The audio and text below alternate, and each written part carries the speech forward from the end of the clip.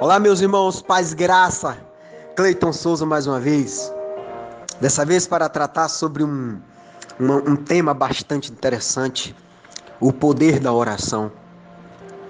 Hoje pela manhã estava lendo o primeiro livro de Tessalonicenses, capítulo 5, e me deparei com dois versos aparentemente simples, mas de uma profundidade sem igual. Em 1 Tessalonicenses capítulo 5, verso 17, assim diz: orai sem cessar. E no verso 18, completa: em tudo dê graça, porque esta é a vontade de Deus em Cristo Jesus para convosco. Aqui o apóstolo Paulo nos ensina o nosso dever de orar sempre, né? E que independente de nossas orações estarem sendo respondidas ou não por Deus, temos que dar graça, porque seja na bonança ou seja na tribulação, esta é a vontade do Altíssimo. E na oportunidade eu lembrei de um ensinamento em forma de parábola, passada por Cristo, que vai estar lá presente em Lucas capítulo 18, que vai tratar sobre a parábola do juiz iníquo. Uma parábola grandiosa, que vai nos ensinar que acerca do dever de orar sempre e jamais desfalecer, independente de nossas orações estar sendo correspondidas por Deus. Porque o tempo de resposta ou de providência pertence a Deus. Mas analisemos aqui um ensinamento maravilhoso. Lucas capítulo 18. E contava-lhe Jesus também uma parábola sobre o dever de orar sempre e nunca desfalecer. Lembremos, o dever de orar sempre e nunca, jamais desfalecer ou desanimar. E dizia Cristo: havia numa cidade um certo juiz. Esse juiz, ele não temia a Deus, nem respeitava o homem. Ou seja, o homem não tinha qualquer importância com os ensinamentos divinos, muito menos temia a justiça de Deus, muito menos respeitava os homens.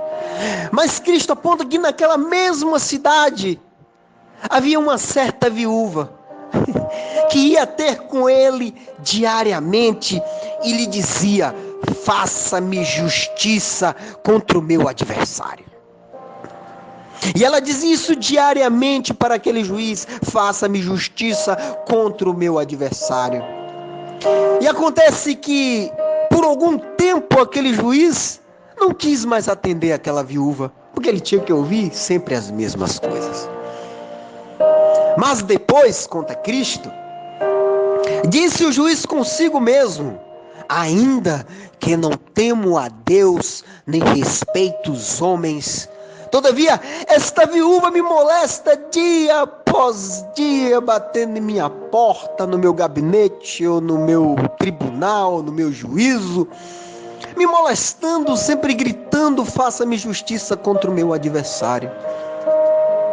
Então esse juiz resolveu e disse: hei de fazer-lhe justiça a essa viúva, para que enfim ela não volte mais aqui a me importunar e não me importune muito. Aqui Cristo faz um paralelo, um comparativo entre Deus e o juiz iníquo. Porque tanto é que Cristo, após apresentar este ensinamento, chama todos à reflexão. Vejamos o verso 6. E disse o Senhor: ouviu o que diz o injusto juiz? Vou atender o pedido desta viúva para que ela não volte a me importunar. No verso 7, Lucas capítulo 18, verso 7 diz: e Deus, meus irmãos, não faria justiça aos seus escolhidos, aqueles que diariamente estão orando sem cessar, lutando contra as tribulações, contra as coisas perversas deste mundo. E Deus não faria justiça aos seus escolhidos que clamam a Ele de dia e de noite? Lembremos que ainda que Deus seja tardio para com eles, Deus fará justiça no momento próprio. Então isso nos ensina, meus irmãos, que não devemos desfalecer diante dos problemas ou achar que estamos orando e Deus não está respondendo. Que o momento correto, a providência divina vai chegar em nossas vidas. E o engraçado é que em algumas outras passagens na Bíblia também aponta que a oração feita com o coração aberto, com o coração quebrantado, ela é ouvida por Deus. Vejamos as passagens. Jeremias capítulo 33, verso 3 diz: clama a mim, Deus dizendo, clama a mim, e irei te responder. E irei anunciar-te coisas grandes e ocultas que você ainda não sabe. Coisas grandes e ocultas poderão acontecer em sua vida que inclusive você não sabe. Então clame a mim que eu irei te responder no momento oportuno, no momento de Deus, não no nosso momento, quando queremos que as respostas sejam imediatas. Jeremias capítulo 29, verso 13 diz: busque-me e vocês me acharão. E quando me buscar, me busque de todo o teu coração. Em 1 Reis capítulo 9, verso 3, vai dizer, vai nos ensinar: e o Senhor lhe disse: eu ouvi a tua oração e a tua súplica que fizeste perante mim. Então santifiquei esta casa que edificaste, a fim de pôr ali o meu nome para sempre, e os meus olhos e o meu coração estarão ali todos os dias, graças à tua oração e à tua súplica. No Salmo 4, verso 3, vai dizer: sabei que o Senhor separou para si aquele que é piedoso, fazendo alusão a Jesus Cristo, a vinda do Cristo. Mas aí vem a parte que nos interessa neste momento, nesta mensagem. O Senhor me ouve quando eu clamo a Ele. Então nossa oração é ouvida assim, meus irmãos. Em 1 João capítulo 5, verso 14 diz: e esta é a confiança que temos nele, que se pedirmos alguma coisa segundo a sua vontade, segundo não a minha vontade, mas a vontade de Jesus, ou na vontade de Deus Pai, Ele nos ouve. Ele nos ouve. Isto é a confiança que nós devemos ter. E em Lucas capítulo 1, verso 13, vai apontar uma passagem bastante magnífica, que é acerca do sacerdote Zacarias, o pai do João Batista, que diz assim: mas o anjo lhe disse: não temas, Zacarias, porque a tua oração, servo de Deus, foi ouvida. Isabel, a tua mulher, te dará à luz um filho, e lhe porás o nome dele de João o Batista. E diante de tudo isso, meus irmãos, muito interessante finalizar essa mensagem sobre o poder da oração e o orar sem cessar, né? A oração sem cessar e dando graças a tudo, absolutamente tudo em nossas vidas. Seja na bonança, seja na miséria, seja na fartura, seja na necessidade, vamos dar graças a Deus. Por quê? Lá em Isaías capítulo 41, verso 10, nos ensina uma coisa maravilhosa, que assim diz, Deus nos ensinando: não temas, porque eu sou contigo, e não te assombres, porque eu sou teu Deus, eu te fortaleço, e te ajudo, e te sustento com a destra da minha justiça. Amém, meus irmãos. Que a graça do nosso Senhor Jesus Cristo alcance a todos os corações. Meus irmãos, amém. Paz e graça. Cleiton Souza mais uma vez. ainda para tratar sobre o tema o poder da oração. No último áudio, abordamos acerca da passagem em 1 Tessalonicenses, capítulo 5, verso 17, que trata sobre orar sem cessar. E depois tratamos sobre aquela passagem presente no Evangelho de Lucas, capítulo 18, que vai tratar sobre a viúva perseverante e o juiz iníquo, onde Cristo nos ensina que devemos orar sempre e jamais desistir dos nossos objetivos e dos nossos pedidos perante a Deus. E hoje, reforçando todo aquele ensinamento que a Bíblia nos traz, trazemos à luz uma passagem presente em Mateus 7, o verso 7, que diz: peçam, sim, peçam, e vocês receberão tudo aquilo que pedirem, e procurem, que vocês acharão, e batam, e a porta se abrirá. Comprovando que a oração é sim um momento de intimidade com Deus, um momento de busca e de estabelecimento com o maravilhoso Deus. Por isso que ele diz: peçam que vocês receberão aquilo que pedirem, procurem e vocês acharão, e batam que a porta se abrirá. E no verso 8 ele diz: pois todo aquele que pede recebe, e qualquer um que procura acha, e se vocês apenas baterem, a porta se abrirá. É como se uma criança que pede ao pai um pão, ele por acaso essa criança receberá uma pedra no lugar do pão? E se essa criança pedir um peixe, receberá uma serpente venenosa? Claro que não. Então Cristo sempre aponta, nos dando norte, que o caminho correto é a oração, que é a verdadeira comunicação do cristão com Deus, e que a perseverança é muito importante. E já no Evangelho de Mateus, capítulo 6, Cristo vai nos dar alguns atributos acerca desta oração, porque em Mateus capítulo 6, verso 5 diz: e quando vocês orarem, não sejam como os hipócritas, porque eles gostam de ficar orando em pé nas sinagogas e nas esquinas, a fim de serem vistos pelos outros. Eu lhes garanto, eu lhes asseguro, que eles já receberam sua plena recompensa por esta tamanha hipocrisia de querer demonstrar as obras para os homens.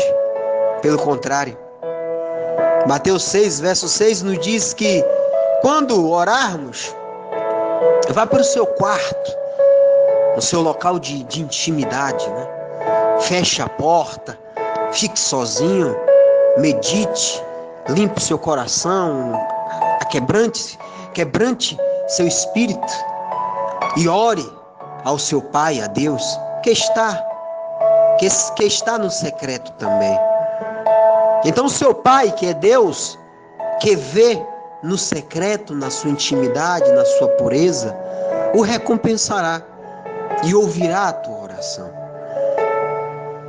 E no verso 7, Cristo aponta: e quando orarem, não fiquem sempre repetindo as mesmas coisas, ou seja, as vãs repetições, como fazem os pagãos ou aqueles que não têm o conhecimento desse instrumento maravilhoso que é a oração. Porque essas pessoas equivocadas, eles pensam que por muito falarem, ou seja, utilizando da verbosidade, palavras bonitas, bem articuladas, só assim lhes serão ouvidos. Pelo contrário, Deus busca o coração limpo e o coração quebrantado, e o espírito quebrantado. E Cristo dá um toque no Mateus 6, verso 8. Não sejam iguais a eles, essas pessoas equivocadas, porque o seu Pai sabe do que vocês precisam, antes mesmo de o pedirem, antes de você ir ao Pai buscar os seus anseios, peticionar. Deus já sabe de suas necessidades, do que você precisa. E Cristo, continuando nos apresenta uma oração modelo, que é o que chamamos hoje de Pai Nosso. Mas muitas pessoas hoje invocam ou utilizam do Pai Nosso sem entender realmente o significado de cada palavra contida nesta oração grandiosa. Vejamos o significado de cada palavra contida nesta oração modelo. Em Mateus 6, verso 9, consta: vocês orem assim: Pai nosso que estás no céu, santificado seja o teu nome. Aqui, obviamente, esse fragmento do Pai Nosso nos apresenta que é o destinatário da nossa petição, do nosso pedido, da nossa oração. E desde já devemos santificar e glorificar a Deus, nosso Pai querido, nosso Senhor, Pai de Jesus Cristo. Por isso que Pai Nosso, que estás no céu, que é onde é a tua morada, e santificado seja o teu nome. Agora, não podemos esquecer daquela passagem presente em 1 Pedro, capítulo 1, verso 17, que diz que quando invocarmos nosso Pai, aquele que nos julga de forma imparcial, que não faz acepção de pessoas, se é rico, se é pobre, se é gordo, se é magro, se é negro, se é branco, não importa. Independente de quando você invocar o Pai, proceda com sincero temor reverente. Por isso que Cristo chama a atenção que não devemos utilizar de vãs repetições. Mateus 6, verso 7. Porque temos que sim, quando você invocar o Pai Nosso, que faça com o seu coração limpo, com o seu coração sincero, com todo o temor reverente a Deus Pai. O segundo fragmento que vai ter lá no Pai Nosso, na oração modelo, venha ao teu reino isto. Pai Nosso que estás no céu, santificado seja o teu nome, venha ao teu reino. Porque aqui chama a atenção acerca do dia do Senhor, do dia do juízo final, venha o teu reino, né? O significado de um dia chegar ao reino dos céus. Lembrando que Cristo, em Mateus capítulo 3, verso 2, aponta que devemos nos arrepender, porque o reino dos céus está próximo. Então aqui, a partir do momento que eu digo venha o teu reino, é o chamamento do dia do juízo final, quando será separado o joio do trigo, os salvos dos não salvos. E essa esperança do reino é evidenciada no livro de Colossenses, capítulo 1, verso 5, que diz: por causa da esperança que vos está reservada, a esperança do reino dos céus, por causa da esperança que vos está reservada nos céus, da qual antes ouviste pela palavra da verdade do Evangelho. Esse reino dos céus nos veio através do Evangelho do nosso Senhor Cristo Jesus. Segundo, ainda Mateus 6, verso 10, tem assim: venha o teu reino e seja feita a tua vontade, apontando que não devemos evidenciar o antropocentrismo, né? Que você evidenciar o homem, pelo contrário, é o teocentrismo, você colocar o Deus no centro de todas as coisas. Inclusive, lembremos que aquela passagem em Lucas, capítulo 22, verso 42, Cristo diz: Pai, se queres, afaste de mim este cálice, entretanto não seja feita a minha vontade, mas o que tu desejas. Por isso que devemos invocar no nosso Pai Nosso: seja feita, Senhor, a tua vontade e não a minha. Por isso que temos se destituído dessa visão antropocêntrica, né? O homem no centro de tudo. Pelo contrário, é Deus no centro. Seja feita a vontade dele. Assim na terra como no céu. Lembremos de uma passagem muito interessante que vai estar lá em Mateus 16, verso 19, que diz: dar-te-ei as chaves do reino dos céus. A chave do reino de Deus é dada a cada um de nós. Porque podemos abrir a porta do reino de Deus ou fechar esta mesma porta. Tanto é que Cristo ensinou a Pedro: Pedro, o que você ligares, pois na terra será ligado nos céus, e o que você desligar na terra será desligado no céu. Então suas obras feitas aqui serão devidamente justificadas no momento que você tiver que acessar o reino dos céus. Por isso que seja feita a vontade de Deus, assim na terra como no céu. Mateus 6, verso 11: dai-nos hoje o pão de cada dia. É agradecer, Senhor. É aquilo, o alimento, né? Que nos nutre, né? Lembrando também da palavra presente em Deuteronômio, capítulo 8, verso 3, que diz que o homem não viverá só de pão, que é esse alimento de nutrir a matéria, mas o homem viverá de tudo que sai da boca do Senhor, da boca de Deus viverá o homem. O homem viverá de tudo que sai da boca do Senhor. E o que é a boca de Deus? A Bíblia. Então, um homem que viva segundo a palavra divina, segundo os seus ensinamentos. Lembremos também que em João, Evangelho de João, capítulo 6, verso 35, nos ensina que Jesus disse: eu sou o pão da vida. Aquele que vem a mim não terá fome, e quem crê em mim nunca terá sede. Este fragmento faz uma referência de uma subsistência humana e uma subsistência espiritual. Em Mateus 6, verso 12 vai dizer: quando invocamos o Pai Nosso dizemos: perdoa, Senhor, as nossas dívidas, o Senhor. Senhor, perdoa os nossos pecados, assim como perdoamos os nossos devedores. Sendo muito claro que nossa oração e os nossos pecados somente serão perdoados se eu perdoar o meu próximo. Isso é muito bem evidenciado em Mateus 6, capítulo 14 e 15, que Cristo assim ensina: pois se vocês perdoarem as ofensas uns dos outros, o Pai Celestial também lhes perdoará. Mas, meus irmãos, se você não perdoar uns aos outros, ou se vocês não perdoarem uns aos outros, o Pai Celestial não lhes perdoará as ofensas. E se suas ofensas não foram perdoadas, a sua oração não será ouvida. E no último verso, Cristo nos ensina: e não nos deixe, Senhor, cair em tentação, mas livra-nos do mal.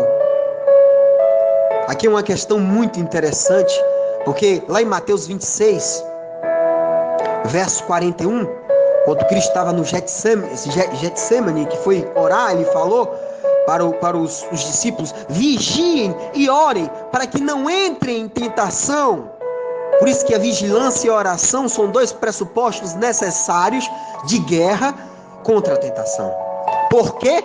Porque na verdade o seu espírito pode até estar pronto, mas a tua carne é fraca, meu filho.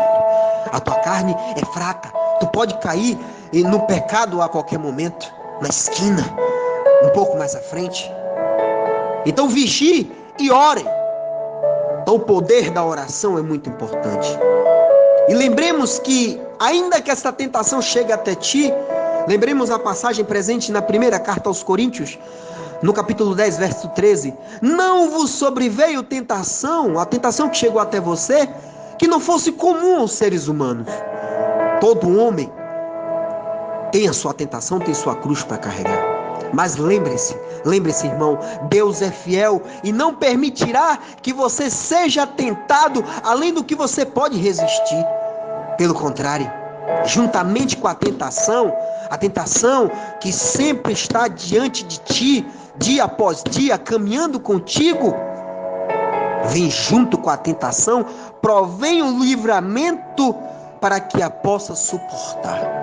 Toda tentação tem um livramento. Cada um ache a sua chave, ache este gatilho para tentar afastar esta tentação, tá?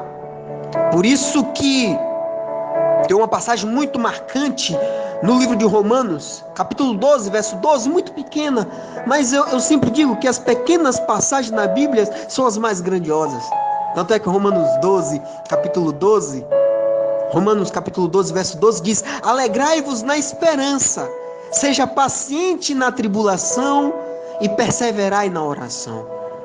Esperança cura a tribulação por meio da oração, tá?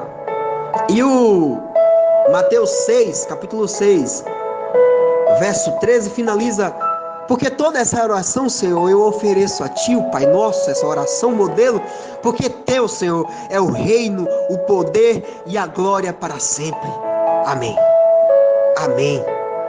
Então, passemos a nos conscientizar o real significado da oração modelo, tá?